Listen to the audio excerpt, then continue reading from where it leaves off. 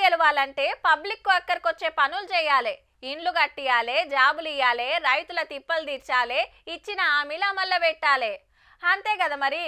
కానీ ఒక పార్టోళ్ళ కథే గమ్మతున్నదబ్బా. అన్నీ చేసినాం, గా ఒక్కటి కూడా చేస్తే పక్కా మేమే గెలుద్దాం అంటుండ్రుల్లా ఊకుకే. కరీంనగర్ వాళ్ళకు కండువాలు కప్పుకుంటా కారు ఓటమికి అస్సలు కారణం చెప్పిండు మన రామన్న.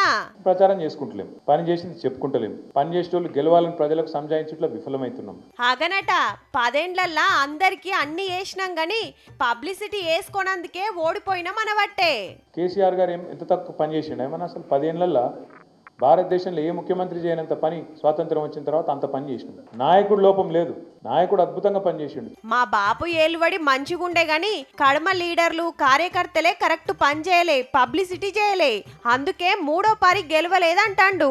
ఇక బీజేపీ గురించి ఈ మాట అన్నాడు కేటీఆర్ సారు.